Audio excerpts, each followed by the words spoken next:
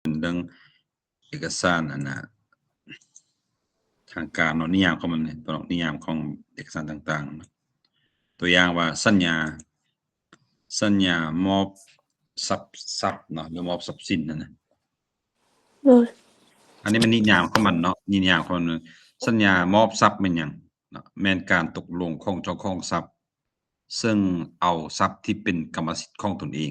ให้ผู้ใดผู้หนึ่งเนาะด้วยความสมัครใจโดยบ่เรียกร้องสิ่งตอบแทนและผู้รับก็เห็นดีครับเอาทรัพย์อันนี้คือนิยามของมันเนาะนิยามของมันอันนี้อาจารย์มาแยกเป็นคำศัพท์ให้ทีละตัวเนาะแสดงว่าจึ้งนี่นะจึ้งเนาะจึ้งนี่เป็นคำ等一下啊，看一下这里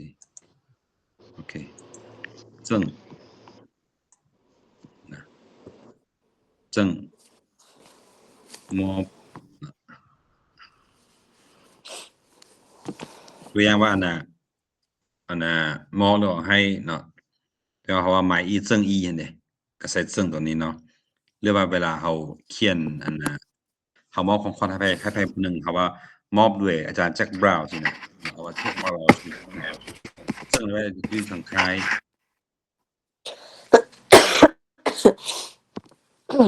这个是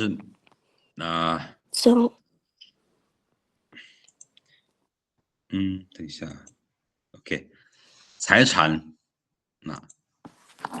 ตัวนี้ทรัพย์สิน财产ทรัพย์สินนะค่อยๆเห็นไปทีละตัวสิค่อยๆจื้อไปนะทรัพย์สินวันนี้เจ้าของมันเขาว่า所有人เนาะเจ้าของทรัพย์所有人คำว่าเจ้าของคำเดียวเขาชื่อว่าอะไรเจ้าของชื่อว่าอะไรนอกจาก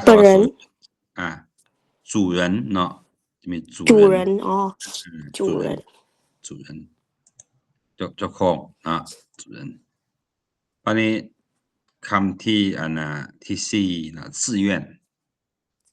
มันเฮ็ดด้วยความสมัครใจเฮ็ดด้วยความสมัครใจ自愿是我自愿的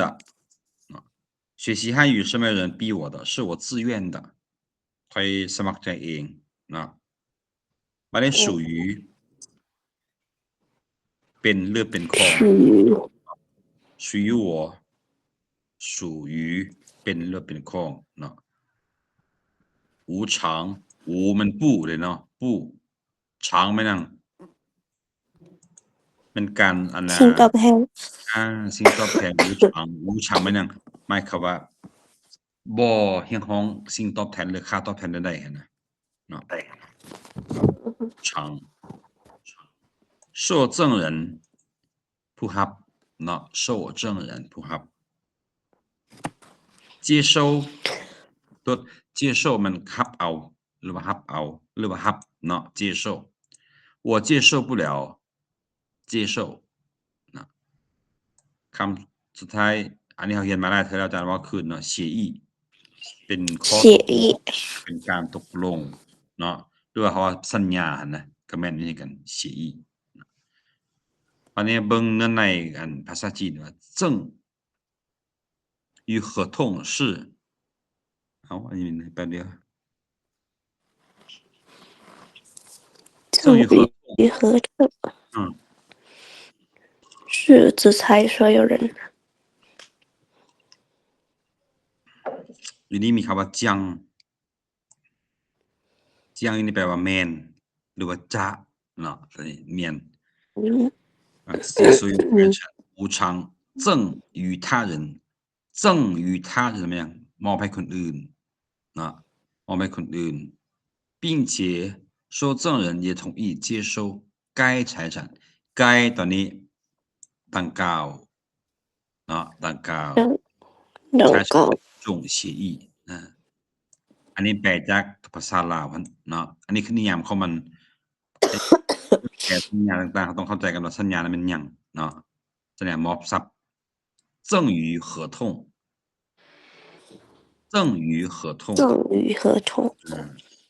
อันนี้คือความหมายว่าสัญญามอบทรัพย์เนาะ อันนี้คือนิยามตัวของสัญญาตัวที่หนึ่งเนาะบัดนี้มาเบิ่งสัญญาตัวที่สองเมื่อกี้นี่ม็อบซับเนาะบัดนี้ยกให้บัดนี้นะสับ ยกทรัพย์เนาะ财产转让合同转让มันโอนเนาะหรือว่าทายโอนนั่นนะแล้วความหมายของมันแม่นอันน่ะสัญญายกทรัพย์แม่นการตกลงของเจ้าของทรัพย์ที่เอาทรัพย์ของตนให้ผู้ใดผู้หนึ่งซึ่งผู้รับจะต้องปฏิบัติพันธะใดหนึ่งตามการตกลงหรือรันการรับทรัพย์นั้นเนาะอยู่นี่อันน่ะมาเบิ่งผู้ใดผู้หนึ่งผู้ใดผู้หนึ่ง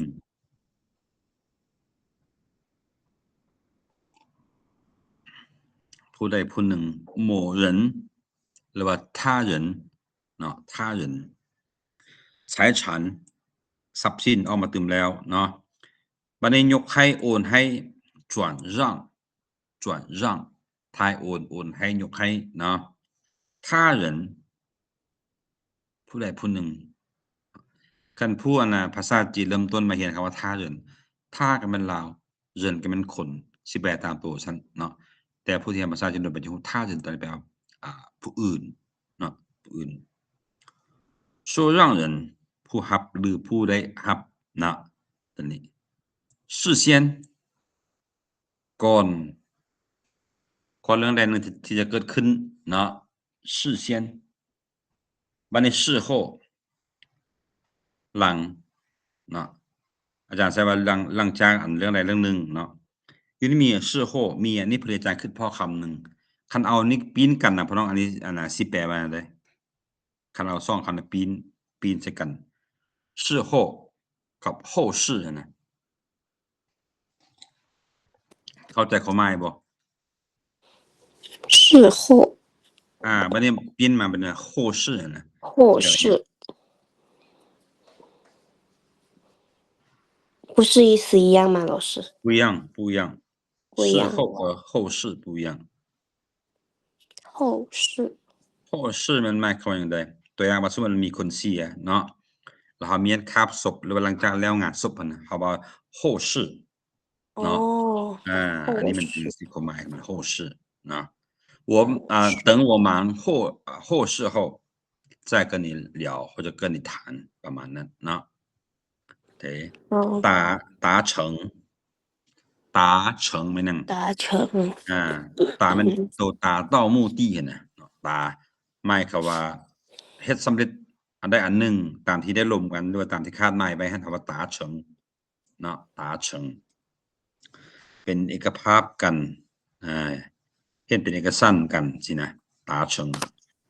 比如说两个人谈论或者商量之后我们达成了一致เนาะ约定การนัดหมายหรือว่าการกำหนดตกลงนะการนัดหมาย约定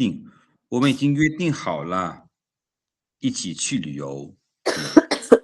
我们已经说好了一起去旅游นะ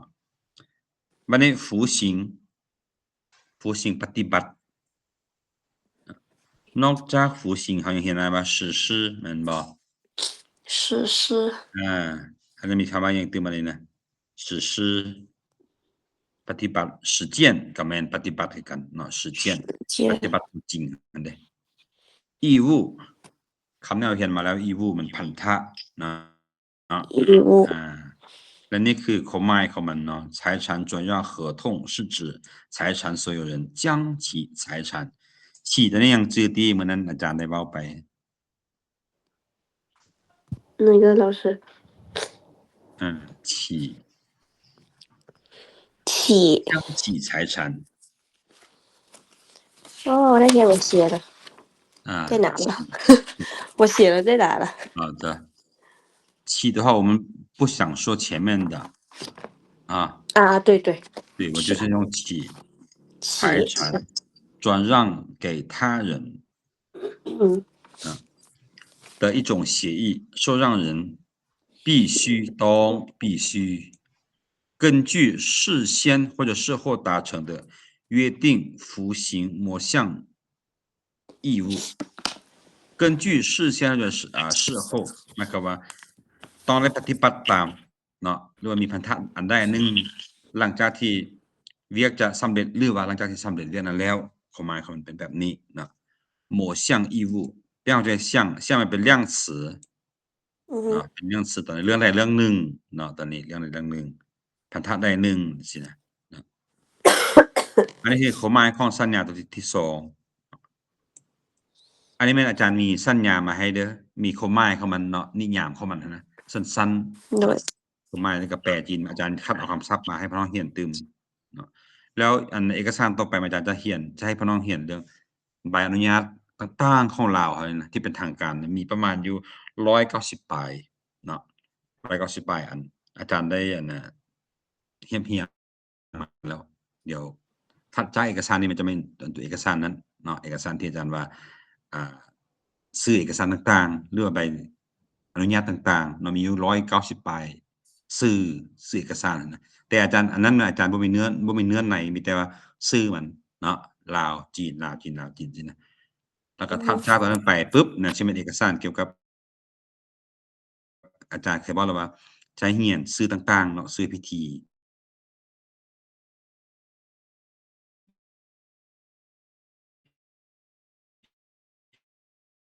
เปิดโตบ่พิธีอัน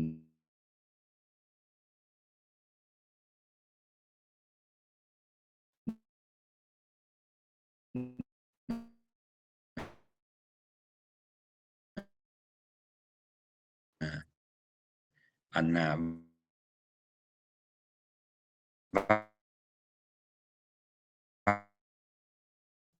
แสดงไว้ต่างๆเนาะที่ว่าเคยจัดอยู่ลาวแล้วจะมีอันน่ะเขาแปลเพิ่นได้เก็บเป็นบทเรียนเพื่อตามบัดนี้ว่าเขามีให้มันเป็นมันฝากค่ายฝาก สาย อา ฝาก บัดนี้ค่ายเขาว่าหมายแม่นบ่ฝากเลย 对จี้สิหมายอีกเนาะบัดนี้เขาว่าอันน่ะจี้ไม่合同มันก็บ่แม่นเนาะอยู่นี่มันคำว่าค่ายฝากอะนะเขาใช้คำว่า回收เนาะ回收回收回收回收คันแปลตามตัวอันสิแม่นหยัง回กับ เอาโทษไหม收回收回收อืม回收ซื้อคืนคันสิแปลตามตัวแทนน่ะเนาะซื้อคืนคืนมันอันใดคืนเด้นะเบิ่งนิยามของมันก่อนว่าสัญญาค่ายฝากแม่นหยังแม่นการตกลงของคู่สัญญาเพื่อซื้อค่ายทรัพย์ซึ่งผู้ค่ายยังมีสิทธิ์ซื้อทรัพย์ที่ค่ายนั้นคืนได้ภายในเวลา3ปีเนาะสำหรับต้องเป็นอหังริมทรัพย์เนาะอหังริมทรัพย์และ5ปีสำหรับอหังริมทรัพย์ตามราคาที่ตนได้ขายไปแล้วนั้น ริมทรัพย์ หมายความว่าสิ่งที่เราขายไปแล้วถ้าบ่เกิน3ปีซื้อคืนได้แล้วอันนี้ให้มันบ่เกิน5ปีเนาะภายในเวลา3ปีสำหรับอสังหาริมทรัพย์และ5ปีสำหรับอสังหาริมทรัพย์อย่างมันคือซ้ำกันเนาะตัวนี้แสดงว่า5ปีหมายความว่าสามารถซื้อคืนได้ โดย เนาะซื้อคืนได้เบิ่งตัวอย่างก่อน回收ซื้อคืนเก็บคืนเนาะเขาขายไปแล้วกลับคืนมาตืมสินะวันนี้买卖双方买卖ซื้อขาย双方มันสองฝ่ายเนาะหมายความว่าผู้ซื้อและผู้ขายและผู้ซื้อได้出售ขายหรือว่าจำหน่ายเนาะขายหรือว่าจำหน่าย出售仍ยังคงคำนี้หลายคนจะบ่ค่อยได้ใช้เนาะส่วนใหญ่เป็นเวลาความรักใช่ไปความรักมันผ่านไปแล้วหลายปีเนาะ过去了很多年但是我仍爱你一个人ก็ยังความรักเจ้าผู้เดียวอยู่นะ仍然มาจาก仍然仍然保有ยังคง ยังมีอยู่นะ保有กำหนด期限价格是ราคานะ 权利โอเคพี่น้องราคาพิเศษ是ว่าอะไร特价特价 OK 好除了特价还有什么ราคาพิเศษ优惠优惠เห็นบ่优惠มันราคาพิเศษราคาที่มีส่วนลดราคาที่มีเปอร์เซ็นต์สินะเนาะเอาว่า对优惠特价ก็แม่นราคาพิเศษเดียวกัน权利สิทธิ์อำนาจ权利สิทธิ์อำนาจ动产动产สังหาริมทรัพย์不老师不是房地产吗还是อาจารย์นั่นแหละอาจารย์พูดอยู่นี่นะ3 ปีสำหรับสร้างหาริมทรัพย์และ5 ปีสำหรับอสังหาริมทรัพย์เนาะยุคต้นฉบับก็เขียนแบบนี้เนาะอาจารย์มาคิดข้อแบบนี้โอเคเด้动产สังหาริมทรัพย์不动产อสังหาริมทรัพย์เนาะเพราะว่าอันนั้นก็财产บ่房产ก็แม่น房产ก็แม่นทรัพย์สินหรือว่าทรัพย์สินประเภทเรือนนี่นะเนาะหรือว่าสิ่งก่อสร้างนะแม่นแต่อันนี้เขาเขียนแบบนี้เนาะต้นฉบับเขาเขียนมาแบบนี้好的 OK动产和不动产你看一下回售合同是指买卖双方达成的一种买卖协议แม่นการตกลงขึ้นดีกันระหว่างผู้ซื้อและผู้ขายเนาะ其中ในนั้น卖方在出售财产后仍保有一定期限内以原出售价格回购该财产的权利หมายความว่าผู้ขายได้ขายไปแล้วเนาะแต่ผู้ขายยังมีสิทธิ์อยู่ยังมีสิทธิ์ครอบครองในสิ่งที่ตัวเองขายไปหันอยู่นี่นะความหมายเนาะความหมายภาษาจีนนี่แหละ对于动产สำหรับนะ该期限为3年3 ปีเนาะแล้วก็对于不动财产该期限为5 年อันนี้คือสัญญาตัวที่3เนาะสัญญาฝากขายบัดนี้มาเบิ่งนิยามของสัญญาตัวที่4เนาะสัญญาตัวที่4มันหยังสัญญาเช่าซื้อเช่าไปแล้วเพิ่นถึกใจแล้วก็ซื้อเลยสินะเนาะสัญญาเช่าซื้อมันหยังแม่นการตกลงของคู่สัญญาแล้วก็มีฝ่ายก่อฝ่ายขอสินะเนาะหรือว่าฝ่ายผู้ซื้อกับฝ่ายผู้ขายสินะหรือว่าฝ่ายผู้ให้เช่ากับฝ่ายผู้ไปเช่าหั่นเนาะซึ่งผู้ให้เช่าซื้อเอาทรัพย์สิ่งของตนให้ผู้เช่าซื้อเช่าและผู้เช่าซื้อจะได้กรรมสิทธิ์ในทรัพย์สิ่งของที่เช่าซื้อเมื่อตนได้จ่ายค่าทรัพย์สิ่งของนั้นอย่างครบถ้วนตามจำนวนงวดที่ได้ตกลงกันไว้คล้ายๆกับว่าเป็นการจ่ายพรเนาะเนาะจ่ายพรเลยบัดนี้มาเบิ่งข้อหมายคำเบิ่งเนาะเช่าซื้อเช่า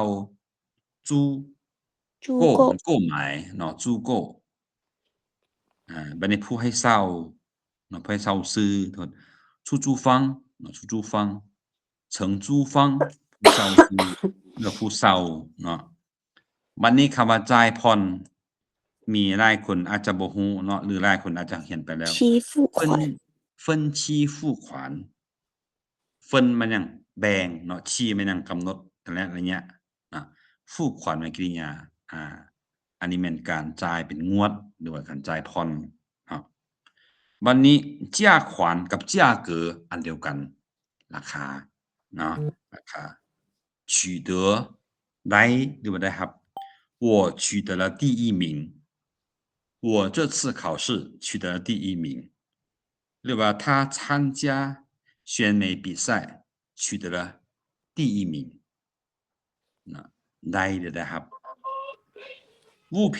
สิ่งของต่างๆเนาะ物品所有权กรรมสิทธิ์ทั้งหมดเนาะบัดนี้นอกเหนือจากพวกนี้ ตัวสีฟ้านี่มันอาจารย์คำศัพท์มาเพิ่มเติมให้เนาะตัวอย่างว่านิยามมันนะเขาใช้คำว่าติ้งอี้เนาะติ้งอี้นิยามอี้มันนะ意思นะเนาะอี้ข้อกำหนด条款规定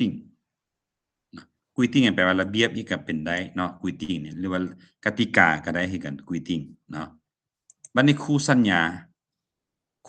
เขาว่า合同当事人他是我的合同当事人เราเป็นคู่สัญญาของค่อยเนาะโอเคหรือบางทีก็ว่า双方包括甲方和乙方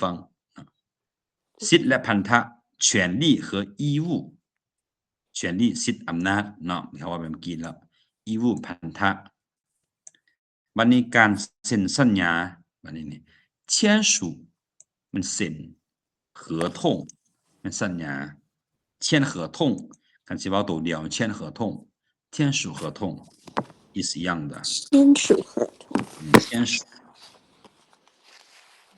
ซึ่งว่างานพิธีเซ็นสัญญาเขาก็ว่า签署仪式นะ签署仪式ต่อไปเบิ่งคำว่ามีผลศักดิ์สิทธิ์ใช้อันนี้เขาก็เห็นมาแล้วเนาะ具有法律效力หมายความว่ามีสิทธิ์ต่อหน้ากฎหมายนะมีผลศักดิ์สิทธิ์ใช้ต่อหน้ากฎหมายโอเคบัดนี้ละเมิดสัญญาเขาใช้ว่า违约เนาะ违约เขาเห็นมาแล้ว违约看这个太亮了我选的 OK 不太亮的颜色 OK 好การยกเลิกเนาะเขาใช้ว่า解除หรือว่า散销เนาะ散销ยกเลิกสัญญาที่สร้างขึ้นมานี่บ่เอาเด้อยกเลิกเด้อเนาะหรือว่าเขาว่า取消ก็ได้取消ยกเลิกกันนะเนาะยกเลิกบัดนี้พยาน见证人หรือเขาใช้ว่าเ证人พยานที่เป็นคนนะบุคคลนะเ证人ข้อขัดแย้งพี่น้องตัวนี้พี่น้องหัวอ่านบ่ตัวทบิดนี่怎么读对纠什么纠纷纠纷มันข้อขัดแย้งหรือว่าปัญหาต่างๆเนาะที่มีผลกระทบนะเรียกว่า纠纷或者争议มันนะ争议มันตัวนี้เฮามาเบิ่งโลกโซเชียลเนาะอันล่าสุดมันยังเมียตายแล้วบ่ฮอดปีแล้วแบบเมียนะบอก在社会上争议เนาะ争议มันการมีข้อขัดแย้งโต้เถียงกันอยู่ในโลกออนไลน์นะ争议เนาะโต้เถียงกันขัดแย้งกัน租购合同是指มันแมนเนาะ指合同双方达成的协议其中出租方将其财产เอามาแล้วฉีเนี่ยแต่ว่าฉีตัวนี้กับฉีจงนี่มันต่างกันเด้อฉี2ตัวนี้มันมีความหมายต่างกันเนาะฉีจงมันอย่างในนั้นแต่ฉีตัวนี้มันฉีตัวนี้มันอย่างแทนให้อันผู้ฐานะเนาะของดังกล่าวหรือว่าของผู้ให้เช่านะ对财产或者物品租品给承租方使用การนำใช้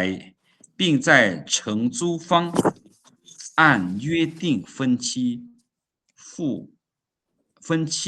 款完全全部价格后取得该财产和物品所有权หลังจากที่จ่ายเงินเนาะจ่ายเงินแบ่งจ่ายตามงวดเป็นงวดครบถ้วนแล้วเนาะหมายความว่าผู้ที่จ่ายน่ะจะมีสิทธิ์ในการเป็นเจ้าของทรัพย์สินที่เราเช่าหรือซื้อมานี่คือความหมายของมันอันนี้สัญญาตัวที่3เนาะที่3ที่4ป่ะที่4โอเค好我们来看一下第5种合同อันนี้มันสัญญาตัวที่5เนาะสัญญายึดทรัพย์ไปใช้ เอามีรถมีรางจะให้ไผใช้ก็ต้องเฮ็ดหนังสือเพื่อบ่ให้มีปัญหาเนาะสัญญายืมทรัพย์ให้ใช้แม่นการตกลงของคู่สัญญาซึ่งผู้ให้ยืมได้มอบทรัพย์ให้ผู้ยืมไปใช้โดยบ่คิดค่าและผู้ยืมต้องส่งทรัพย์ดังกล่าวคืนให้แก่เจ้าของทรัพย์ในสภาพเดิมตามกำหนดเวลาที่ได้ตกลงกันเนาะพันน่ะเอามาง่ายๆเนาะให้หมู่ยืมรถหมู่อะไปขี่ไหมเนาะคันบ่เกิดเรื่องหั่นก็แล้วไปเนาะแต่ถ้าว่าเกิดเรื่องมาแล้วมันมีผลกระทบต่อเราอะนะถ้าว่าเขามีหนังสืออันนี้นะมันก็จะสามารถอ้างอิงในต่อหน้ากฎหมายได้สิซะเนาะโอเคเสียค่าจะการ借用借用แม่นการยืมใช้เนาะ你的手机可以让我借用一下吗ขอยืมใช้มือถือได้บ่เนาะ达成เมื่อกี้ว่าอะไรว่าบรรลุหรือว่าบรรลุข้อตกลงต่างๆหรือว่าเฮ็ดให้สำเร็จในสิ่งที่เราเคยเว้ากันนั้น达成เนาะจะเป็นความคิดก็ดีเนาะ我们的想法达成一致ความคิดเรามันยังแล้วตกลงให้ดีกันเป็นเอกภาพกันแล้วสินะเนาะ出借人คนที่ให้ยืมหรือว่าผู้ที่ให้ยืมนั้นเนาะ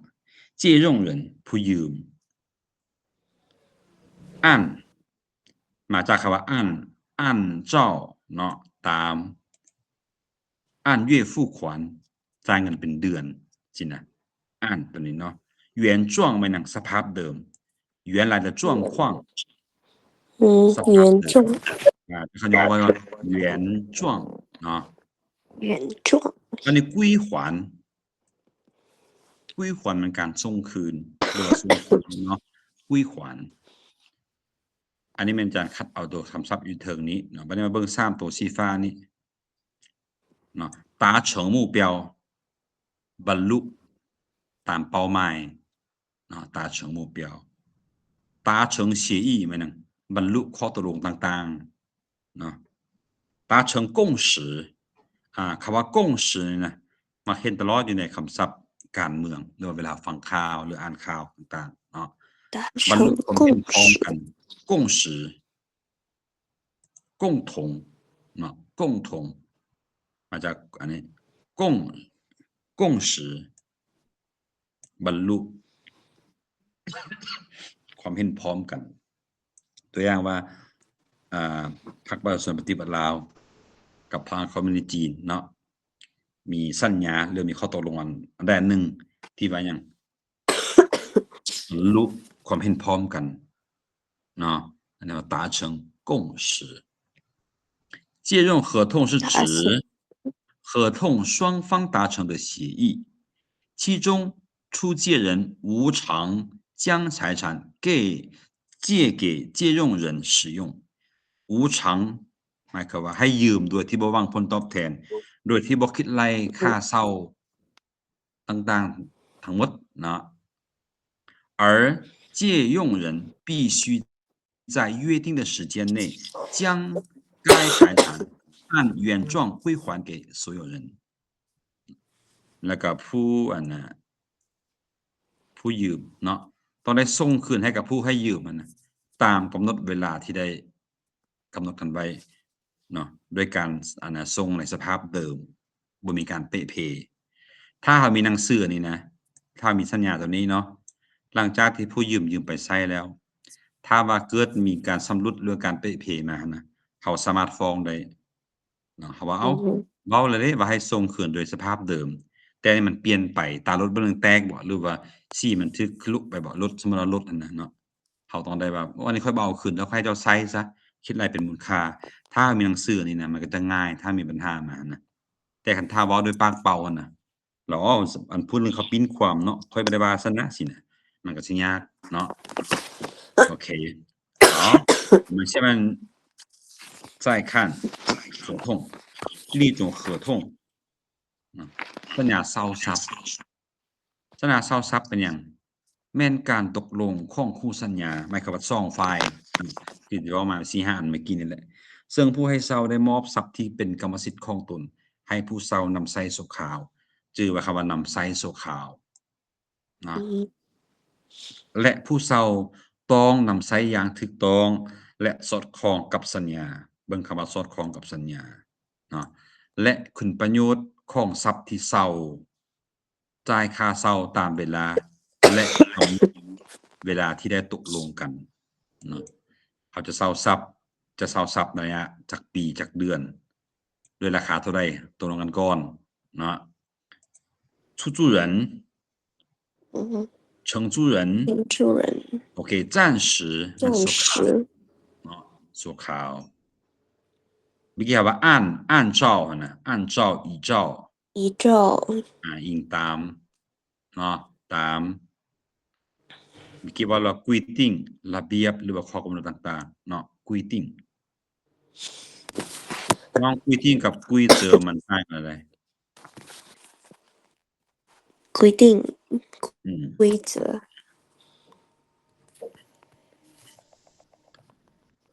规则规定มันกฎระเบียบ规则กฎกฎหรือว่ากติกากติกากฎกติกาเรียกว่าตีบานมันผู้ใดเอามือสมมุติว่าอันน่ะเตะบานเนาะถ้าเอามือไว้ถือคั่นน่ะถือว่าผิดนะมันเขาว่า规则นะ规则好吧这个是谁规定的อันนี้แม่นไผเป็นคนกำหนดเนาะแต่เขาบอกว่า这是谁规则的บ่ได้เนาะ规则มันเป็นได้แต่คำนามส่วน规定นี่เป็นได้ทางคำนามกับคำกริยาอันนี้คือความแตกต่างของมันบัดนี้性质มันลักษณะหรือว่าคุณลักษณะเนาะคุณลักษณะหรือว่าลักษณะ性质用途คุณประโยชน์หรือว่าสรรพคุณก็ได้เนาะ用途合理สอดคล้องเหมาะสม合理支付จ่ายหรือชำระเนาะ租金ค่าเช่า租金สังเกตเบิ่งคำว่าจินนี่นะมันแปลว่าเงินก็ได้แปลว่าคำก็ได้แปลว่าค่าก็ได้เนาะสรุปรวมก็คือหยังมันเกี่ยวข้องกับเงินเนาะ租金เขาบอกว่าคำเช่าบ่แม่นเนาะนี่แปลว่าค่าเช่าแม่น合理合法的โอ้สิ่งที่เจ้าเว้ามาก็สอดคล้องอยู่เดะเหมาะสมอยู่มันก็บ่ขึ้นบ่เกินมันก็บ่หลายบ่น้อยสินะ合理เนาะหรือว่าตัวอย่างว่า2พ่อเมียซะสมมุติว่าเลิกกันเนาะหลังจากเลิกกันก็ทรัพย์สินก็แบ่งเสมอกันได้ซ้ำกันอันนี้很合理เนาะแต่ว่าบางคู่นี่บ่แม่นเขาจะต้องการได้หลายก็เพราะเขาเฮ็ดได้หลายกว่าสินะแต่อยู่ต่อหน้ากฎหมายเนี่ย要合理เนาะ要合理处理อันนี้คืออันคำศัพท์ที่คัดเอาตัวนี้เนาะบัดนี้นิยามมันยัง租赁合同是指合同双方达成的协议其中出租人将其用于将其买了将其拥有所有权的财产暂时交由那交由人使用承租人必须依照必须按照或者按照เลยจากที่ใช้按照ให้เดิมเพื่อให้มัน按照ก็ได้依照ก็ได้หรือว่า按ตัวเดียวก็ได้นะคุณว่า按照必须按或者必须依照或者必须按照合同的规定以及租赁财产的性质和用途合理使用该财产并按约定的价格和期限支付租金ไม่ก็เขาต้องใช้ศัพท์เนาะให้ใช้ศัพท์สิ้นเที่ยวนะตามลักษณะที่มันเป็นอยู่หั่นเนาะ性质用途โอเคบัดนั้นแล้วพี่น้องไปอ่านคืนเด้ออาจารย์สิเว้าไปทีละอันก่อนแล้วให้พี่น้องไปอ่านคืนเนาะเพื่อให้มันอันได้หลายเนี่ยประหยัดเวลาได้เนาะเพราะว่ามีอันเขาจะได้เห็นอันเอกสารเกี่ยวกับอันการเช่าดินเช่าเรือนเช่ารถเนาะอย่างมันสิบ่หมดโอเคค่าเช่าบัดนี้สัญญาหุ้นส่วนเนาะหุ้นส่วนกันยังเฮ็ดธุรกิจนำไผต้องเฮ็ดสัญญาเจ้าออกเท่าใดค่อยออกจักเปอร์เซ็นต์หลังจากค้าขายมันสิแบ่งปันกันจังได๋เราต้องเขียนละเอียดเนาะ合伙合同合伙แม่นผู้ที่มาออกเงิน เรือมาออกไอเดียในการเป็นหุ้นส่วนเหตุธุรกิจใดหนึ่งเอามา合伙人他是我的合伙人นะครับเราเป็นหุ้นส่วนของใครนะ合伙หุ้นส่วน共同ร่วมกันพร้อมกันเนาะร่วมกันพร้อมกัน共同进步เนาะหมายความว่าก้าวหน้าไปพร้อมกันประมาณนั้นเนาะชู资ออกเงินหรือว่าเอาเงินเนาะเอาเงินมาร่วมนำนะชู资เนาะชูออกหรือว่าเอาทรัพย์นะเพื่อให้เป็นหุ้นส่วนเอาหรือว่าจะออกแห่งชูลี่เป็นการออกแห่งไม่ได้ค่อยไปได้เอาเงินมาลงนำเจ้าแต่ว่าค่อยเอาแห่งมาแลกกันเลยเนาะอันนี้เขาเรียกว่าชูลี่จิ้งหญิงเป็นการดำเนินกิจการหรือว่าธุรกิจต่างๆจิ้งหญิงแต่ว่า我的生意经营不下去了หมายความว่าธุรกิจของค่อยนะเนาะดำเนินงานต่อไปแล้วเรียกว่าบ่รอดแล้วสินะเขามาว่าคำนี้เนาะ经营不下去了共享分享ความหมายเดียวแปลแบ่งปัน分享อันเดียวกันแบ่งปัน共享分享นะ收益ไหมนะผลประโยชน์หรือว่าได้รับผลประโยชน์เนาะ收益เป็นคำนามก็ได้เป็นกริยาก็ได้เนาะ收益承担รับผิดชอบเนาะเพราะนอกจาก承担ยังมีคำนึงตื่นเขาจะใช้คำใดครับว่ารับผิดชอบรับผิดชอบนะ担保โอเค担保还有吗承担担保承受我承受不了这么大的压力承受หมายความว่ารับบ่ได้รับผิดชอบบ่ร้อนสินะ承受เนาะวันนี้债务มันหนี้สินเนาะหนี้สิน债务อันนี้คือ10คำศัพท์อาจารย์คัดจากนี้เนาะ合同是指两人或者多人之间达成的协议好的再见两人呢สองคนเนาะสองคนคำว่า多人มันยังหลายกว่า2คน多人多人之间ว่าง共同出资出物或者出力从事某项经营活动เพราะน้องคำว่า从事ไหมนะอันนี้สิแปลว่ายัง从事对啊嘛อาจารย์ถามว่า你从事什么职业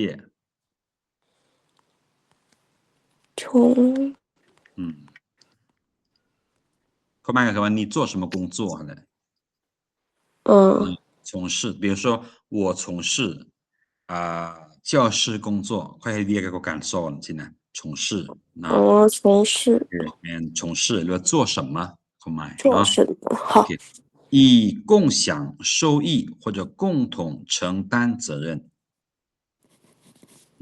อีนั่นแปลว่าเพื่อนะเพื่อโอเคอันนี้คือสัญญาตัวที่7นะสัญญาหุ้นส่วนคำว่าหุ้นส่วนน่ะมันหลายกว่า2ขึ้นไปเนาะอาจจะมี2มี3มี4มี5มี6ก็แล้วแต่ว่าอย่างก็สร้างต้องได้เฮ็ดเป็นลายลักษณ์อักษรตัวอย่างว่าสมมุติว่าอาจารย์เนาะเฮ็ดคนส่งน่ะอาจารย์ออกเงินจากเปอร์เซ็นต์หมู่ออกจากเปอร์เซ็นต์แล้วเวลาได้ผลประโยชน์มาเขาก็ต้องแบ่งตามเปอร์เซ็นต์ใครออกหลายก็ได้รับผลประโยชน์หลายเด้ใครออกน้อยก็ได้รับน้อยเนาะบัดนี้ตัวอย่างว่าสมมุติว่ามีความเสี่ยงมาบรรดาหุ้นส่วนต้องได้มาช่วยกัน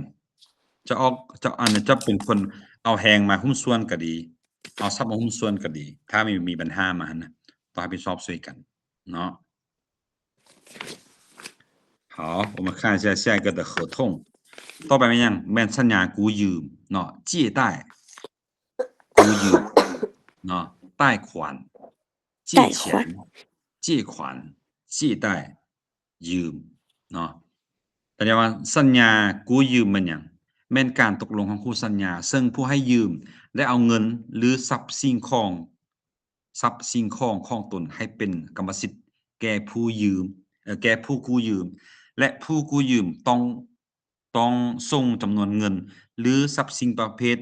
ภทที่กู้ยืมนั้นตามจำนวนเท่าเทียมกันและคุณภาพเดียวกัน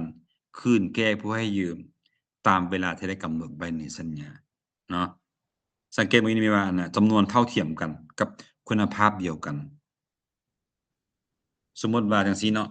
มีผู้ยืมจอกอาจารย์ไปจอกแบบนี้คุณภาพแบบนี้บัดเวลามาส่งคืนต้องไปหาจอกแบบนี้มาให้อาจารย์ตื่มจอกแบบนี้ราคาส่ำนี้เนาะคุณภาพเดียวกันมาให้อาจารย์สินะความหมายเว้าอันนี้เนาะ借贷กู้ยืม资金หรือว่า钱นั่นแหละเนาะหรือว่า金额ก็ได้เป็นเงินเนาะหรือเป็นเงินทุน财务ทรัพย์สิ่งของเนาะ财务财มันทรัพย์สิน物มันมาจาก物品สิ่งของเนาะทรัพย์สิ่งของ出借人ผู้ให้ยืม借款人ผู้กู้ยืมเนาะอันนี้词语ให้แก่ทด富裕อาจารย์เบิ่งแป๊บนึงเด้อ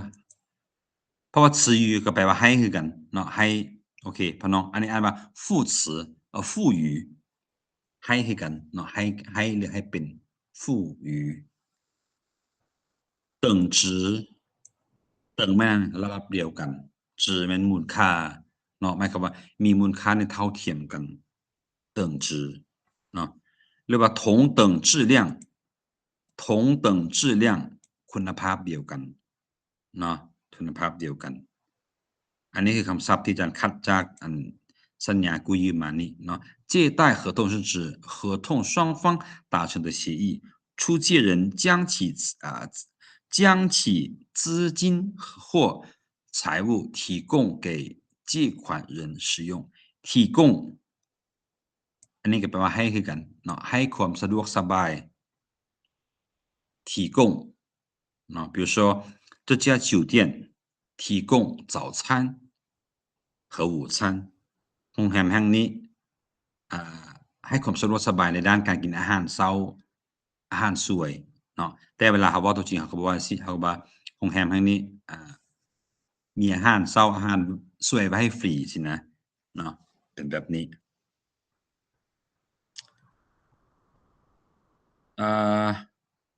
并赋予其所有权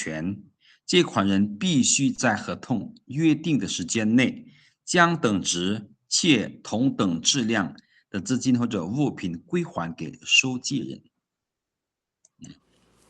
หมายความว่าผู้ที่ยืมไปหันต้องได้ต้องได้ส่งคืนเนาะวัตถุสิ่งของที่มีค่าหรือว่าคุณภาพเดียวกันนี่ให้แก่ผู้ฝ่ายให้ยืมเนาะตามเวลาที่ได้กำหนดกันไว้บัดนี้ต่อไปมันสัญญาประกันภัยเนาะประกันภัยมันทีนี้คนลาวส่วนหลายมันยังบ่ทันได้ลงทุนเพราะว่าการประกันภัยนี่ก็เป็นอีกหนึ่งความเสี่ยงที่ว่าเราลงทุนไว้เนาะสมมุติเรามีหยังเกิดขึ้นนั่นนะถ้าเรามีประกันภัยมันก็จะประหยัดเงินไปหลายเติบสินะเนาะถ้าบ่มีหยังก็แล้วไปเนาะแต่คันยังมีหยังมานะ如果出什么事的话我们有这个保险的话就会简单很多สัญญาประกันภัยมันสัญญาแบบใดแม่นการตกลงระหว่างผู้ซื้อประกันภัยกับผู้ประกันภัยเนาะซึ่งผู้ซื้อประกันภัยต้องได้จ่ายค่าธรรมเนียมประกันภัยสังเกตเบิ่งว่าค่าธรรมเนียมประกันภัยและผู้ประกันภัยต้องจ่ายสินทดแทนประกันภัยสินทดแทนประกันภัยสินน่าจะมาจากทรัพย์สินเนาะหรือทดแทนค่าเสียหายให้แก่ผู้ซื้อประกันภัยหรือผู้ได้รับผลประโยชน์จากการประกันภัยอยู่สปป.ลาวในกรณีมีเหตุใดหนึ่งตามที่ได้กำหนดไว้ในสัญญาเนาะคือที่อาจารย์ว่าแหละถ้าเรามี保险หรือมีประกันภัยหั่นนะเวลาเกิดหยังขึ้นประกันภัยจะเป็นคนเคลียร์ให้เราแล้วก็จะเบิ่งตามเงื่อนไขสัญญาที่ได้เฮ็ดนำกันหั่นว่าฝ่ายใดจะเป็นคน ได้ผลประโยชน์อย่างใดหรือว่าจะจ่ายอย่างใดเนาะ保险แม่นประกันภัย保险公司บริษัทประกันภัยเนาะ保险公司โอเคบัดนี้投保人มันผู้ซื้อประกันภัยเนาะ投แม่งมาจากคำว่า投资เนาะไปก็ลงทุนใส่กับประกันภัย投保人เนาะเขาจะแปลว่า投资保险的人เขาจะแปลมันเขาจะเต็มประโยคนะเป็นประโยคนะเนาะย่อเป็นคำหนึ่งวันนี้保险人ผู้ประกันภัย保险人ผู้ประกันภัย支付จ่ายค่าหรือว่าชำระเนาะจ่ายหรือว่าชำระ保险费อยู่นี่มีคำหนึ่งอาจารย์จะถามผมระหว่าง保险费กับ保险金有什么区别保险费、保险金。对保险金应该是ค่าประกันภัยอันผมจะได้อันเดียวกันเนาะอันค่าประกันภัยมันมาตัวนี้保险费เนี่ยค่าประกันภัยหรือว่าธรรมเนียมเนาะธรรมเนียมประกันภัยแต่ว่าคำว่า保险金มันยังเงินที่ได้จากประกันภัยนะอ๋ออันนั้นเป็นเงินที่เราได้จากประกันภัยครับว่า保险金保险费มันยังมันเงินที่เราต้องได้จ่ายครับให้อันประกันภัยเนาะนี่คือความแตกต่างของมัน约定กำหนดเนาะ受益人ผู้ที่ได้รับผลประโยชน์受益人赔偿金ค่าสินทดแทนหรือว่าค่าชดเชยเนาะค่าชด赔偿金ค่าชดเชยบัดนี้ค่าเสียหาย损失补偿金โทษ损失มันเสียหายเนาะเสียหาย补偿มันนั่นแม่นอันน่ะทดแทนหรือชดเชยจินแม่นค่า境内มันภายในประเทศเนาะภายในถ้าว่า境外มันภายนอกแล้วเนาะภายนอกประเทศก็หมายว่าสิเนาะ保险合同是投保人和保险人之间达成的协议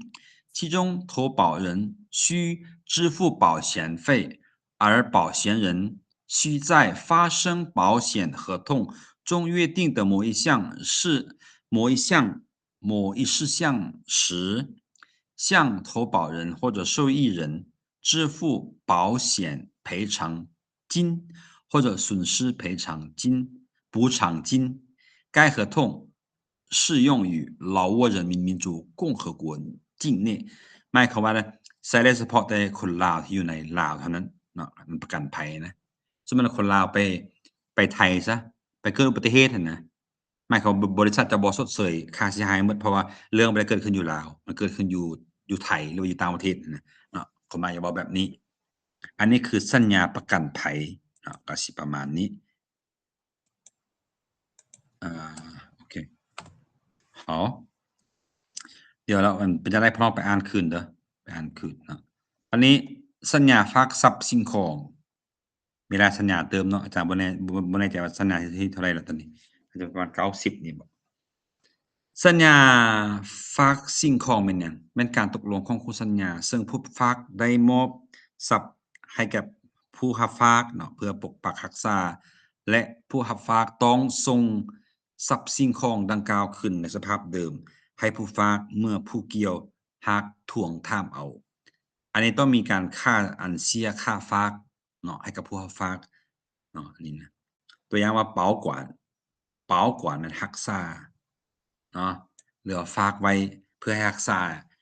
ให้เฮาหั่นน่ะ保管เนาะ保管寄存人寄存ฝากไว้เซฟไว้เนาะผู้ฝาก财务ทรัพย์สิ่งของ保管人ผู้รักษาหรือผู้รับฝากเครื่องของเราเนาะ要求เรียกร้องหรือว่าทวงคืนเนาะ原状สภาพเดิม保管合同是指双方之间的协议，其中寄存人将财物交给保管人，以便其代为保管而保管人必须在寄存人要求时将该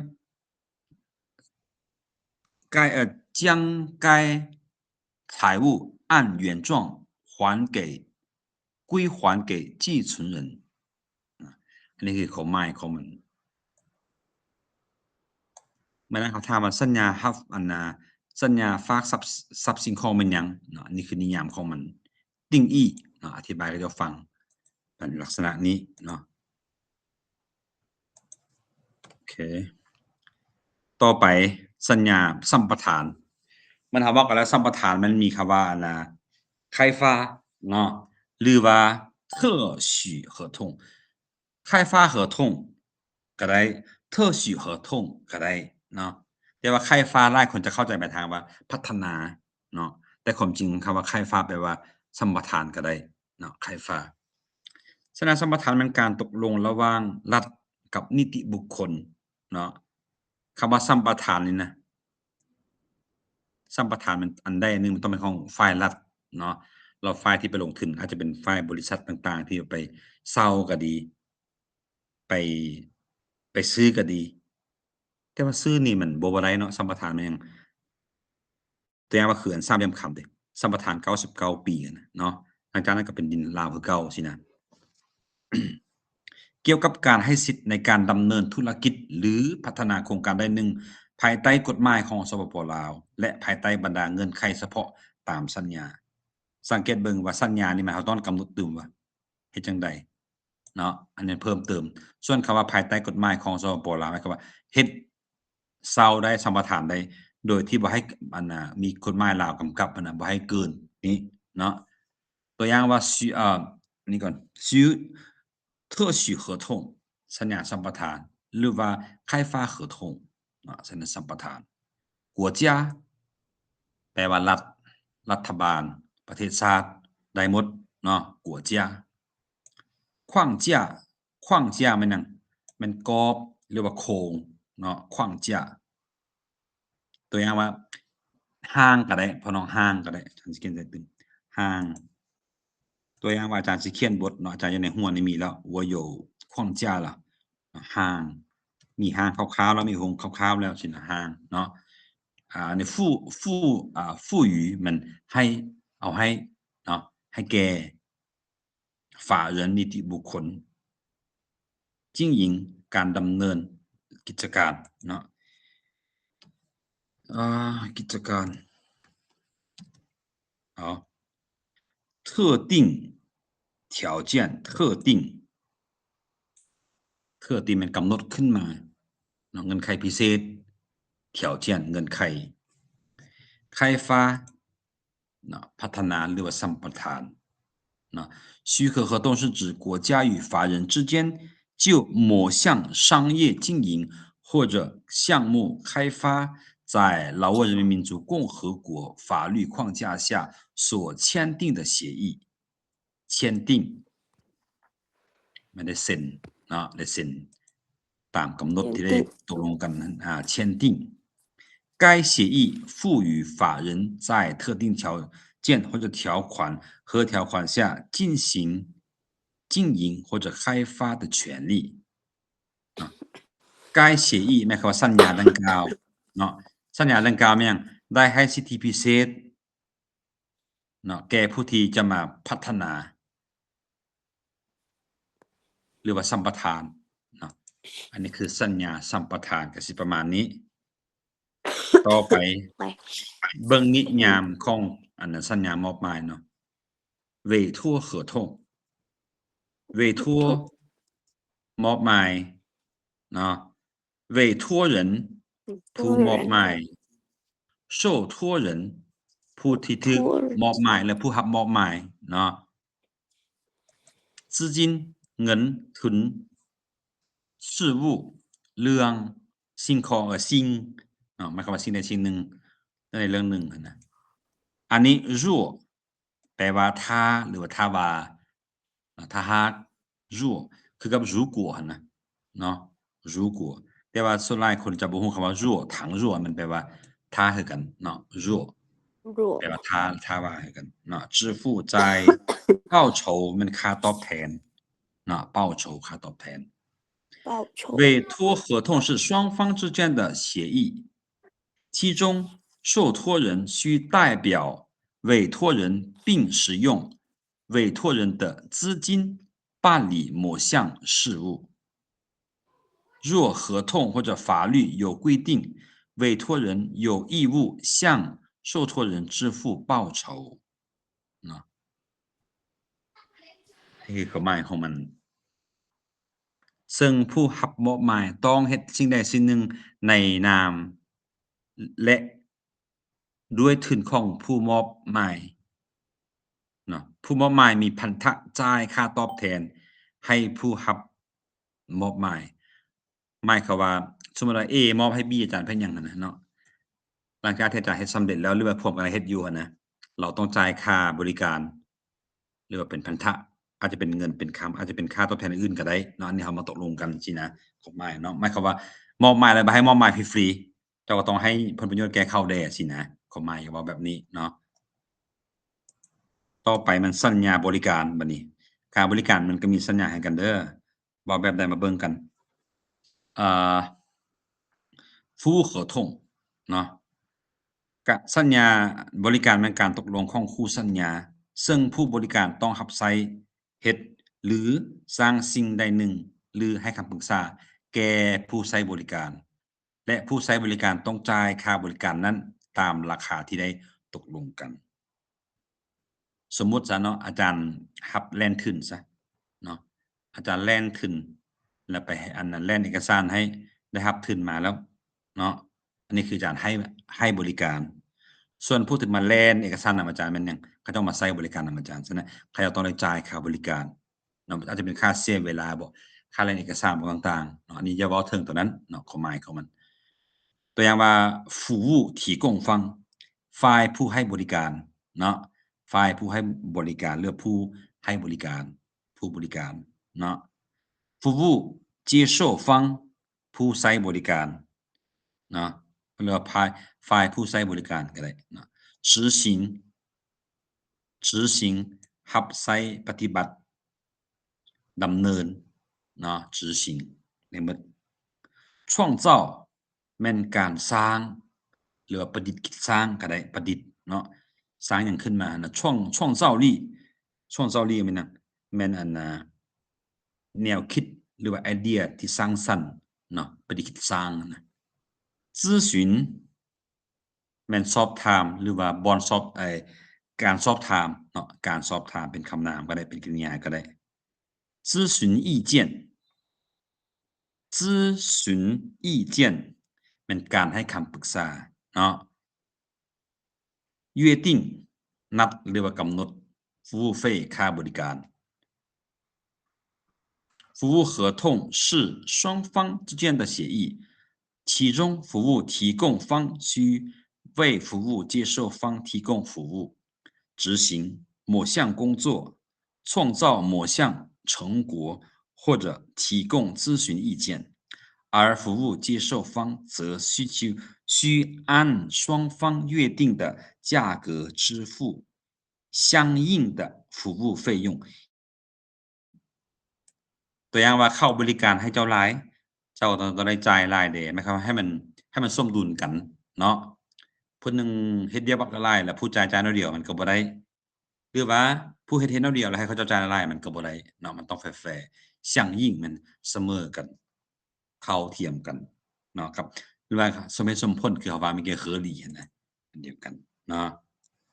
บัดนี้มาเบิ่งต่อไปสัญญาต่อไปแม่นหยังสัญญารับเหมาก่อสร้างเนาะรับเหมาก่อสร้างเขาว่า承包มันเขาว่ารับเหมาเนาะ承包合同สัญญารับเหมา建筑มันสิ่งก่อสร้างเนาะสิ่งก่อสร้างหรือว่าก่อสร้าง建筑承包合同สัญญารับเหมาก่อสร้างเนาะบัดนี้เบิ่งคำศัพท์ก่อนเนาะเบิ่งเนื้อนิยามมันก่อนเนาะสัญญารับเหมาก่อสร้างแม่นการตกลงของคู่สัญญาซึ่งผู้รับเหมาต้องก่อสร้างสิ่งใดหนึ่งที่แน่นอนตามจุดประสงค์ของเจ้าของโครงการด้วยวัสดุก่อสร้างหรือพาหนะของเจ้าของโครงการหรือของตนเอง ส่วนเจ้าของโครงการนั้นต้องรับเอาและจ่ายค่าสิ่งก่อสร้างซึ่งได้เฮ็ดและยังยืนผลสำเร็จร่วมกันแล้วตัวอย่างสัญญานี้เฮ็ดระหว่างไผสมมุติว่าอาจารย์แม่นบริษัทก่อสร้างเนาะแล้วอาจารย์รับเหมาตั้งเรือนให้ลูกค้าหั่นนะอาจารย์จ่ายหมดค่าก่อสร้างนั่นน่ะแต่อาจารย์อาจจะมีวัสดุของอาจารย์อยู่แล้วเนาะหรือเอาวัสดุที่เจ้าของโครงการนี่นะอย่าเอาแบบนั้นก็ได้เนาะแต่หลังจากที่สร้างสำเร็จนั่นน่ะฝ่ายลูกค้าก็ต้องได้ชำระค่าแรงงานค่าอุปกรณ์รวมไปถึงค่าสร้างเรือนนั้นให้กับผู้ที่รับเหมาเนาะอย่าเว้าแบบนี้อันนี้นะบางคนหมู่อาจารย์เฮ็ดบริษัทรับเหมาก่อสร้างเนี่ยพี่น้องมีปัญหาตลอดปัญหาแบบใดลูกค้าบ่เฮ็ดตามสัญญานะอย่าเอาแบบนี้อย่าเอาแบบนั้นเราไปหามาให้หมดเนาะหลังจากแล้วก็เขาเจ้าไปอยู่แล้วขึ้นเรือนใหม่เข้าไปอยู่แล้วบาดถามเอาเงินแล้วค่านี้ค่านั้นหั่นนะเนาะทั้งที่เรามีสัญญาแล้วเดะยังเกิดขึ้นเนาะเดี๋ยวนี้สัญญารับเหมาก่อสร้างนี่ก็สำคัญเนาะถ้าว่าไผจะตั้งเรือนเขาจะตั้งก็ดีเรื่องมีผู้มาตั้งให้ก็ดีเขาต้องเฮ็ดสัญญาก่อนว่าเขาอยากได้วัสดุแบบใดราคาถูกหรือราคาแพงแน่นอนเนาะเอาตัวราคาแพงมันก็ดีแด้คุณภาพดีแด้นะแต่ว่าบางคนตั้งเรือนเอาใช้วัสดุบ่ดีก็มีมาผิดกับลูกค้าก็มีเนาะลูกค้าเอาเปรียบผู้รับเหมาหรือว่าผู้รับเหมาแบบลูกค้าก็มักมีอยู่เนาะฉะนั้นให้แฟร์ๆกันมันเฮ็ดสัญญาดีจะมีผลดีหลายกว่าเนาะ建筑ก่อสร้างหรือว่าสิ่งก่อสร้างเนาะ建筑承包รับเหมา项目业主项目โครงการ业主มันเจ้าของเนาะ项目业主เจ้าของโครงการ意图จุดประสงค์เนาะ目的นะอันเดียวกันเนาะ意图建筑材料วัสดุก่อสร้างเนาะ材料มันวัสดุตอนนี้นะวัสดุเนาะ设备มันนั่นแปลว่าอุปกรณ์หรือพาหนะต่างๆเนาะ设备建造เป็นคำกริยาแปลว่าสร้างหรือว่าก่อสร้างเนาะ工程โครงการหรือเวียกก่อสร้างเนาะคือกับ项目นั่นแหละ工程建筑成果มันผลสำเร็จเนาะผลสำเร็จ建筑ก่อสร้างสิ่งก่อสร้างหมายความว่าผลสำเร็จของการก่อสร้าง建筑成果บัดนี้工程费用ค่าสิ่งก่อสร้างหรือว่าค่าใช้จ่ายในโครงการนี้นะเนาะว่าสิ工程费用บัดนี้2คำนี้ตัวสีฟ้านี่มันอาจารย์เอามาเพิ่มเติมเนาะ房地产项目โครงการอสังริมทรัพย์เนาะอันนี้คือ房地产บัดนี้建设工程เวียกงานก่อสร้างเนาะเวียกงานก่อสร้าง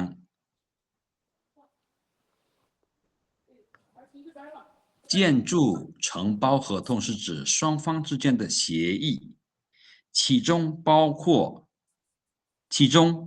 承包方需按照项目业主的意图使用业务或者自己提供的建筑材料或者设备建造某项确定的工程，而项目业主则需按照该建筑成果并支付经双方确认的工程费用。หลังจากที่โครงการสำเร็จแล้วเนาะเจ้าของโครงการนี้มีสิทธิ์และพันธะเนาะได้จ่ายค่าอุปกรณ์ค่ามือค่าแรงงานในการก่อสร้างโครงการนี้ให้กับผู้รับเหมาเนาะอย่าว่าแบบนี้ต่อไปมาเบิ่งสัญญาขนส่งเนาะขนส่งก็มีสัญญาให้กันโดยเฉพาะแม่นระหว่างลูกค้ากับบริษัทขนส่งโอเคสัญญาขนส่งมันนั่นแม่นการตกลงของคู่สัญญาซึ่งฝ่ายใดฝ่ายหนึ่งเป็นผู้ขนส่งเป็นผู้รับผิดชอบนำส่งผู้โดยสารเครื่องติดตัวหรือวัตถุสิ่งของสินค้าเอกสารและอื่นๆไปฮอดจุดหมาย หรือตามจุดประสงค์ของอีกฝ่ายหนึ่งส่วนอีกฝ่ายหนึ่งแม่นผู้โดยสารหรือผู้ที่ส่งวัตถุสิ่งของหรือสินค้าเป็นผู้มีพันธะจ่ายค่าโดยสารหรือค่าขนส่งตามราคาที่ได้ตกลงกันไว้เนาะจะเป็นการขนส่งคนก็ดีขนส่งสิ่งของก็ดีเนาะต่างฝ่ายต่างมีหน้าที่ของเราตัวอย่างว่าผู้โดยสารเด้หลังจากที่เจ้าของรถเนาะขนส่งไปฮอดจุดหมายปลายทางแล้วต้องได้จ่ายค่ารถบ่เนาะต้องได้จ่ายค่าธรรมเนียมต่างๆนะสินค้าคือกันเนาะ运输ขนส่งโอเคอาจารย์ถามพี่น้องบัดนี้ขนส่งด่วนสิว่าจั่งใด快速运输运输啊快速运输เนาะ运输อันนี้มันยาวเกินไปมีคำย่อตัวหนึ่งที่เขาบอกว่าตลอด快速ว่าพี่น้อง快速运快递อันเด้哦แม่นบ่ 快快递递มันขนส่งด่วนเนาะ哦อ่า运输มันขนส่งการขนส่งอาจจะเป็นขนส่งสินค้าจากประเทศหนึ่งไปยังประเทศหนึ่งจากเมืองหนึ่งไปเมืองหนึ่งเนาะ嗯运输好的โอเคบัดนี้快承运递人แม่นผู้ขนส่งเนาะ承运人ผู้ขนส่งผู้โดยสาร乘客เนาะ乘客หรือบางคนว่า旅客ก็ได้乘客ผู้โดยสาร旅客旅客或者乘客เนาะ乘客บัดนี้随身物品随身物品随身แม่นเราถือติดตัวไปได้ตลอดฮะ随身นะ嗯物品มันสิ่งของเครื่องของ随身物品หมายความว่าสิ่งของที่ติดตัวเราไปตลอดอาจจะเป็นกระเป๋าบ่อาจจะเป็นคอมพิวเตอร์บ่จังซี่นะแม่นๆหมดเนาะ货物แม่นวัตถุสิ่งของหรือสินค้า货物物品เครื่องหรือสินค้าเนาะ商品สินค้าเดี๋ยวพี่น้อง货物物品商品ทั้ง3คำนี้ล้วนแล้วแต่แปลว่าสินค้าก็ได้คือกันเนาะ运送แม่นการส่งหรือการขนส่งส่งหรือขนส่งคือกันเนาะพี่น้องถ้าหากจะว่าคำว่าจัดส่งสิว่าจั่งใดจัดส่งตัวอย่างว่าอาจารย์ไลฟ์สด货เนาะอาจารย์ไลฟ์สดขายสินค้าขายสบู่หรือเครื่องสำอางซะเนาะหลังจากขายแล้วอาจารย์จะหลังจากลงไลฟ์สดอาจารย์จะเตรียมเครื่องให้ลูกค้าน่ะจัดส่งให้ลูกค้าน่ะคำว่าจัดส่งใน中文怎么说发货送货发货ส่ง货มันการส่งสินค้ากันโอเคคำว่าจัดส่งย้ายได้คำว่าจัดส่งนี่นะเนาะจัดส่งอืมส่งจัดส่ง运货运货มันโอเค运货มันการขนส่งสินค้าโอเคมีคำหนึ่งโอเค我不知道你们听过没有配送配送对配送มัน配送有听说过是吧 OK 配送มันการจัดส่งเนาะจัดส่ง好OK 运输任务任务มันหน้าที่ความรับผิดชอบเนาะ运输任务มันหน้าที่รับผิดชอบในการขนส่งนะ发货人发货人มันบ่แม่นสิ่งส่งวัตถุสิ่งของ发เนาะ货人เป็นผู้เนาะผู้ส่งวัตถุสิ่งของผู้ส่งหรือว่าผู้ฝากกันน่ะพี่น้องเนาะผู้ส่งอาจารย์ที่นั่นซะผู้ส่งแล้วผู้ฝากซะมันสิง่ายกว่าผู้ฝากโอเคผู้ส่งและผู้ฝากเนาะ运输费พี่น้องเคยได้ยินคำว่า快递费บ่对你说过快快递费递费快递费用快递费运输费ค่าขนส่งเนาะบัดนี้客运费用客运มันน่ะคือจ่ายมาเมื่อกี้แหละเพราะว่าผู้โดยสารน่ะ客运乘客หรือว่า游客旅客เนาะ游游客客เป็นโดยสารหมด费用ค่า好运输合同是指双方之间的协议其中一方为承运人，负责将乘客随身物品、货物、商品、文件或其他物品运送至目的地，或按照另一方的要求完成运输任务，而另一方为客户或者发货人必须按照双方的约定的价格支付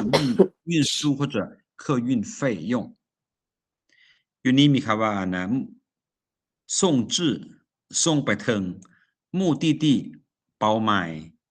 เนาะเป้าหมายหรือว่าจุดหมายปลายทาง目的地จุดหมายปลายทางนะอันนี้คือสัญญาขนส่ง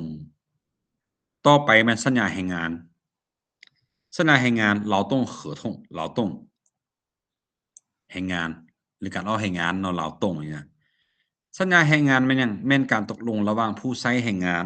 และผู้ออกแรงงานซึ่งผู้ออกแรงงานต้องได้ปฏิบัติเวียกงานตามเงื่อนไขการเฮ็ดเวียกส่วนผู้ใช้แรงงานต้องจ่ายเงินเดือนหรือค่าแรงงานสวัสดิการและนโยบายอื่นๆให้แก่ผู้ออกแรงงานเนาะแรงงานตามจำนวนและกำหนดเวลาที่ได้ตกลงกันในสัญญาแรงงานเฮ็ดเวียกมื้อหนึ่งจักชั่วโมงหนึ่งจะได้จักพันกีบเดือนหนึงสิได้เท่าใดหั่นน่ะต้องระบุจะแจ้งเนาะไว้ในสัญญาแรงงานคือเราได้เรียนผ่านมาตัวหนึ่งเนาะสัญญาแรงงานอันที่เราเรียนมาหั่นน่ะก็มีระบุคือกันเนาะว่าพักแล้วก็จะได้เวียกบ่หรือว่าใต้ปิ้ง休假บ่จังซี่นะเนาะเราเรียนมาแล้วตัวบทหนึ่งอาจารย์จื้ออยู่เนาะไปเบิ่งคำศัพท์ก่อน劳动ออกแรงงานการออกแรงงานหรือว่าแรงงานเนาะ劳动者ผู้ออกแรงงานคำว่ามีเจือแล้วต้องเป็นคนลดเนาะสังเกตเบิ่งคำศัพท์ในภาษาจีนที่ลงท้ายด้วยเจือ人家园ส่วนใหญ่มันเป็นอันน่ะเป็นอาชีพเบิดหรือว่าเป็นคนเนาะแต่ว่า记者志愿者劳动者或者工作人员服务员公务员作家歌唱家音乐家เนาะแล้วก็工人还有什么什么人全都是职业นะจะเป็นอาชีพฝั่งเติมลงท้ายเจือ人物โทษ家园นะเป็นคนสลาย军人ก็เป็นทหารนะ用人单位ผู้ใช้แรงงานหรือว่าหน่วยงานที่ใช้แรงงานเนาะ工作条件เงื่อนไขการเฮ็ดเวียก辅行การปฏิบัติหรือปฏิบัติเนาะ工作职责หน้าที่ความรับผิดชอบในเวียกงานเนาะ数量จำนวน期限กำหนดเวลา工资薪资มีหลายคำที่ว่าแปลว่า工资แปลว่าเงินเดือนนะ薪资工资报酬还有待遇เนาะ劳动报酬ค่าแรงงาน劳动合同是指劳动者与用人单位之间的协议劳动者必须根据工作条件辅行相应的工作职责而用人单位则需按照合同约定的数量和期限向劳动者支付工资或者劳动报酬福利待遇以及其他相关的支付ยังบ่ถึงคำศัพท์福利สวัสดิการเนาะสวัสดิการ待遇นะค่าตอบแทนเนาะค่าตอบแทนด้านสวัสดิการหรือค่าสวัสดิการต่างๆเนาะ相关政策นโยบายที่เกี่ยวข้องเนาะ相关เกี่ยวข้อง政策นโยบายเนาะอาจารย์แป๊บเดี๋ยวนี้มีคำหนึ่งอาจารย์ใช้กับ必须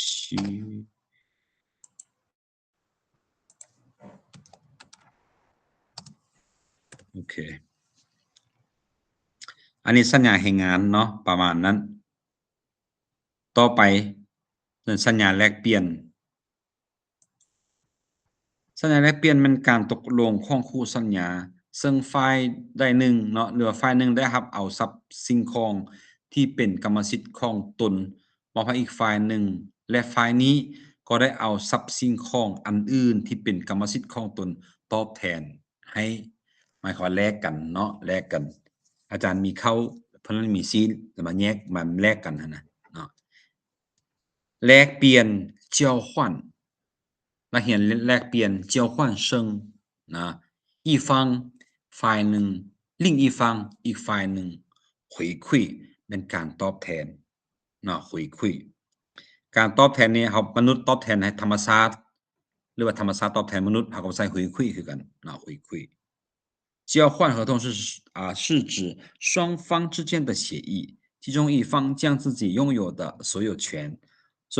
的财产交给另一方而对方也以其拥有所有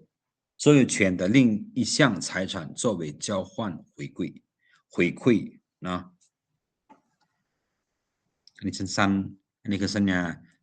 าแลกเปลี่ยนเนาะนิยามของมันจะเป็นประมาณนี้แต่ว่าแบบฟอร์มมันเป็นแบบใดคันถ้าทุกสัญญานะถ้ามันมีแบบฟอร์มเนาะมีแบบฟอร์มอันนั้นเป็นมีห้างเข้ามานะก็อาจารย์สิแปลมาให้เนาะแต่ทีนี้อาจารย์บางเอกสารหั่นนะบ่มีห้างบ่มีแบบตัวอย่างหั่นนะอาจารย์เลยว่าบ่ได้เฮ็ดมาให้เนาะแต่สัญญาบางอย่างมันจะเอามาสอนให้โดยเฉพาะสัญญาเช่าเรือนบ่สัญญาซื้อขายต่างๆถ้ามีแบบมันนะ 好的อันนี้เบิ่งสัญญาซื้อขายเด้เนาะการซื้อขายก็มีสัญญาคือกันเนาะเรื่องคำศัพท์ก่อน合同协议สัญญาซื้อขาย买卖ผู้ขาย卖方หรือว่า出货者ผู้ซื้อ买方或者购买者ทรัพย์สิน财产资产โอน转让转移กรรมสิทธิ์所有权พันธะ义务价格ราคา付款或者支付มันชำระเงินเป็นหยังอาจารย์จึงเว้าไว้เพราะว่าเขาได้เรียนผ่านมาแล้วคำศัพท์พวกนี้เนาะสัญญาซื้อขายเป็นการตกลงของคู่สัญญาซึ่งผู้ขายมีพันธะมอบทรัพย์สิ่งของให้เป็นกรรมสิทธิ์ของผู้ซื้อและผู้ซื้อต้องรับเอาทรัพย์สิ่งของและมีพันธะจ่ายเงินตามราคาที่ได้ตกลงกันนี่คือซื้อขาย买卖合同是双方之间的协议其中卖方有义务将财产转让为买方的所有权而买方必须按接受该财产并按照双方约定的价格付款บัดนี้สัญญาในหมดซำนี้เนาะบัดนี้เบิ่งอันเอกสารตัวอื่นจะมีแจ้งการเนาะแจ้งการให้มันว่า通知หรือว่า通告เนาะเฮาเห็นมาแล้วมื้อนั้นแบบอย่างก่อนนะแจ้งการเป็นเอกสารที่องค์การรัฐขั้นต่างๆวางออกเพื่อแจ้งให้ภาคส่วนที่เกี่ยวข้องรับทราบหรือจัดตั้งปฏิบัติเวียกงานใดหนึ่งเนาะคำว่าแจ้งการมันทางรัฐเนาะเป็นคนเฮ็ดบ่ได้แจ้งการเขาเว้าไปแล้วว่าอันน่ะ公告หรือว่า公告หรือ通知คำว่าเอกสารมันหยัง文件เนาะ文件บัดนี้อันหนังสือสีฟ้านี่มันอาจารย์มาเพิ่มเติมเด้อตัวอย่างว่าเอกสารทั่วไปเขาว่า普通文件ส่วนเอกสารทางการเขาว่า正式文件เอกสารด่วนเนาะ加急文件加急ด่วนเนาะ加急文件อันบัดนี้เอกสารลับหมายความเอกสารที่เป็นความลับนะ机密文件4คำศัพท์นี่แม่อาจารย์มาเพิ่มเติมให้เนาะต่อจากเขา文件หั่นบัดนี้องค์การจัดตั้งรัฐเนาะรัฐแม่น国家机关แม่นองค์การจัดตั้งต่างๆเนาะ国家机关หรือว่า国家机构ก็ได้คือกันเนาะ机构机关แต่ละขั้น各级เพราะนั้นอาจารย์ว่าเราถามขึ้นดูขั้นเทิงเขาสิว่าจั่งใด ขั้นถึง上级โอเคขั้นลุม下级ชาจีนอกจากอันนี้เรายังมีตึมขั้นถึงนี้คำหนึ่ง上什么上上属下属哦上属下属โอเคบันนี้อันน่ะออกหรือว่าประกาศอันน่ะแจ้งการได้หนึ่งอันน่ะใช้คำว่าฟ้าปู้发布หรือว่าเชียนฟ้าเนาะเชียนฟ้าแจ้งการในออกโดยรัฐบาลบอกนี่คือเราใช้คำนี้แหละฟ้าปู้หรือเชียนฟ้าเนาะส่วนคำว่าแจ้งหรือว่าแจ้งการก็ว่า通知知会ได้หมดเนาะภาคส่วนที่เกี่ยวข้อง相关部门相关เกี่ยวข้อง部门ภาคส่วนรับทราบ知晓เนาะ受洗受洗知晓受洗ปฏิจัดตั้งปฏิบัติเฮาเรียนมาหลายเทื่อแล้วคำนี้เนาะ组织实施หรือว่า执行组织实行ได้มาถือกันเนาะเวียกงานได้工作除了工作之外还有什么业务某项业务เวียกได้หนึ่งเนาะ工作มันเวียก某项ได้หนึ่งเวียกงานได้หนึ่งเวียกงาน业务或者工作นี่คือคำศัพท์ที่อาจารย์นำมาให้เรียนเนาะคัดจากนะตัวนี้เด้ก็มาเพิ่มเติมเด้เนาะ通告是由各级由แปลว่าโดยซึ่งเนาะซึ่งหรือว่าโดยหมายความว่าแจ้งการต่างๆนั่นน่ะมันออกโดย国家机关发布的文件แจ้งการมันเอกสารเนาะที่รัฐบาลเป็นคนประกาศใช้หรือเป็นคนแจ้งออกมา用以通知相关部门เพื่อแจ้งให้ภาคส่วนที่เกี่ยวข้องรับทราบหรือนำไปปฏิบัติในเวียกงานใดหนึ่งเนาะอันนี้คือนิยามของคำว่า通知เบยอันหนึ่งบัดนี้คำสั่งเนาะคำสั่งเพราะน้องทั้งหมดเอกสารมีอยู่17หน้าเดี๋ยวนี้เฮาก็เขียนครับหน้าที่เก่าเนาะหน้าที่เก่าคำสั่งเนาะคำสั่งมันอย่างมิ่งลิ่งคำสั่งก็หมายความว่าคือแจ้งการนั่นแหละเนาะคือแจ้งการนั่นแหละตั้งแต่ว่านี่มันจะเป็นลักษณะว่ามันจะมีลักษณะที่บังคับนิดนึงเนาะมิ่งลิ่งคำสั่งเด้ต้องปฏิบัติเพราะว่าอันช่วงอันน่ะช่วงอันโควิดเนาะสั่งเด็ดขาดบ่ให้เอาไปใช้นะคำว่ามิ่งลิ่งเนาะ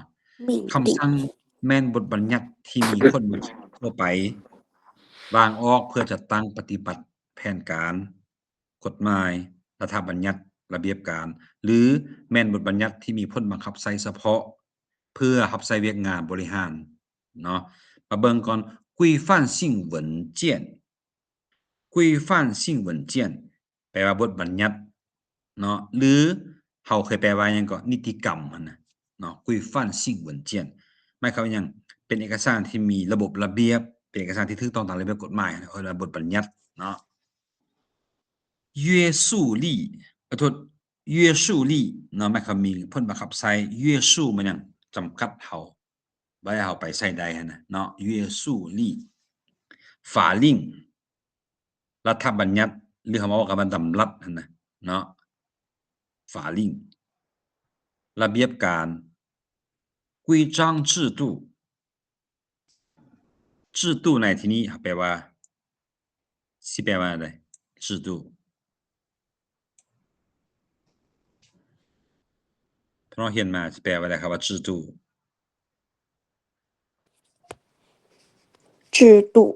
แปลว่า教育制度ระดับระบบเนาะแต่บางครั้งมันแปลว่าระบบก็มีแต่ความจริงในภาษาลาวนะคำว่าระบบกับระเบียบระบบกับระบอบเนี่ยมันต่างกันเนาะแต่ในภาษาจีนนะบางครั้งเขาใช้ว่า制度ระบบบางครั้งก็แปลว่าระบอบ制度教育制度ระบบการศึกษา专门เฉพาะโดยเฉพาะเนาะ我专门来看你ค่อยมาเบิ่งเจ้าโดยเฉพาะค่อยมาหาเจ้าโดยเฉพาะ专门行政管理行政管理แม่นการบริหารรัฐหรือมันการบริหารเนาะตัวอย่างว่าชั่วอาจารย์เฮ็ดเวียกนะมันจะมีเวียกวิชาการจะมีเวียกบริหารสินะเนาะ我是做行政管理工作ค่อยเฮ็ดเวียกบริหารหมายเขาเฮ็ดเวียกอยู่โรงการนะบ่ได้สอนเนาะคันวิชาการมันเฮ็ดเวียกอันน่ะรับใช้อันผู้บริหารบ่รับใช้องค์กรตัวอย่างว่าอยู่อันมสเนาะอาจารย์ซึ่งว่าเป็นวิชาการหั่นนะสอนหนังสือเฮ็ดบุคคลครัวต่างๆมาเอิ้นว่าวิชาการเนาะถ้าว่านั่งอยู่ห้องการเฮ็ดหนังสือเฮ็ดแจ้งการ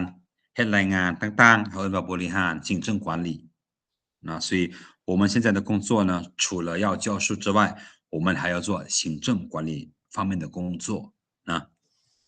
命令是一种具有普遍约束力的规范性文件，用于组织实施规划、法律、法令、规章制度，也可以是具有专门约束力的规范性文件，用于行政管理工作。นะอันนี้ให้พี่น้องหมายว่า规范性文件อันนี้ยังแปลว่ายังแปลว่าอันน่ะนิติกรรมก็ได้เด้อนิติกรรมเรื่องบทบัญญัตินิติกรรมนะโอเคมื้อนี้เรียนเก่านาเนาะเก่านากับเก่านาหมดพี่น้องคิดว่าอันนี้ว่าอันนี้เรียนจังซี่เป็นประโยชน์กับพี่น้องอยู่บ่โดยเป็นประโยชน์เพราะว่าเอกสารทางการของเราว่าเขาต้องเข้าใจนิยามก่อนเนาะคือเขาเรียนหนังสือหั่นแหละแต่ว่าอาจารย์เรียนการแปลมันหยังเขาต้องรู้ก่อนสิเป็นนักแปลได้ต้องรู้ก่อนว่าการแปลมันหยังแล้วการแปลมันเฮ็ดหยังเนาะผู้แปลแม่นไผเฮ็ดจั่งใดสิให้การแปลมันแปลได้ดีอันนี้คือนิยามเนาะหรือว่าหลักการของมันฉะนั้นทุกเอกสารมันมีอันนั้นหมดตัวอย่างว่าใบแต่งงานใบประกาศมันหยังต้องนิยามก่อนเนาะแต่ที่อาจารย์เอามาฝากเนี่ยมันก็มีอยู่ทั้งหมดอยู่17หน้าเนาะ17หน้าอันนี้ก็สำคัญเด้อที่อาจารย์มานี่ก็สำคัญแล้วก็ต่อมาเป็นตัวที่เมื่อกี้อาจารย์ว่าอันน่ะซื้อเอกสารทั้งหมดหั่นน่ะซื้อใบอนุญาตทั้งหมดอยู่ในประเทศลาวหั่นน่ะมีอยู่190ปลายพุ่นได้น้อยๆถ้าก็มาอ่านขึ้นหลายแท้เนาะแสดงว่าใบอนุญาตอันน่ะนำเข้าสินค้าบ่ใบอนุญาตตั้งโรงเรียนใบอนุญาตบริการวิชาการบ่หรือว่าใบอนุญาตจัดตั้งปฏิบัติอันใดอันหนึ่งสินะมีหลายอยู่เนาะมีหลายเดี๋ยวอาจารย์สิเบิ่งก่อนมื้อวันพุธนี่สืบต่อเรียนตัวนี้ตึมแล้วก็เอาตัวนั้นมาต่อเนาะแล้วก็วันศุกร์น่าจะเป็นสัญญาต่างๆเสียดายเนาะเราบ่มาเห็นครบจากนำกันจากมื้อหลายมื้อเติบเนาะเพราะว่าอาทิตย์นี้เป็นอาทิตย์สุดท้ายแล้วเด้โดยเนาะน่าเสียดายที่ว่าหลายคนบ่ทันเข้าเรียนพร้อมกันเนาะแต่ข้อดีคืออาจารย์จะส่งเอกสารทั้งหมดนี่เข้าในกลุ่มแต่ให้พี่น้องนี่ดาวน์โหลดเมียนเนาะดาวน์โหลดมาไว้อันน่ะมีหลายคนถามนำอาจารย์อยากให้อาจารย์เฮ็ดเป็นปึ้มเนาะเป็นปึ้มมาขายเลยแต่อาจารย์คิดว่าอาจารย์จะบ่เฮ็ดเป็นปึ้มเนาะอาจารย์จะไว้สอนแบบนี้แหละนะมีแต่ว่าพี่น้องเห็นเอกสารแบบใดมันน่าสนใจหรือว่าเกี่ยวข้องกับเวียกพี่น้องหั่นน่ะก็สามารถส่งลงกลุ่มได้เนาะอาจารย์จะศึกษาแล้วก็แปลแล้วมาให้ได้เรียนนำกันเนาะมีหยังถามอาจารย์เพิ่มเติมบ่สำหรับการเรียนมื้อนี้น้องมีอันหนึ่งก็คือตัวอัน框架ถ้าเป็น框架จะ例行结果มันเป็นแนวใดอาจารย์โอเคตัวนี้框架什么简历详结果框架简历ได้ส่งให้อาจารย์ก็ได้ส่งในกลุ่มก็ได้框架เด้อพี่น้อง框架แปลว่ากรอบเนาะกรอบ框架หรือว่าร่างคร่าวๆตัวอย่างว่า อาจารย์จะจัดงานเนาะจัดงานเปิดตัวสินค้าอาจารย์พอมีห้างคร่าวๆเราต้อง1เฮ็ดจังซี่2จังซี่จะเชิญผู้ใดมาร้องเพลงจะเชิญผู้ใดมาเป็นประธานจะเชิญอาจารย์มีความเจียคร่าวๆแล้วสินะเป็นห้าง必须ค่ะ老师对จักหน่อยน้องส่งให้อาจารย์เด้ออาจารย์สิเบิ่งให้เด้อโดยน้องส่งลงกลุ่มแล้วส่งแล้วบ่โอเคอาจารย์สิเบิ่งก่อนเนาะแล้วก็เมื่อวันพุธนี่เฮาสืบต่อเฮ็ดเอกสารให้มันหมดเนาะแล้วก็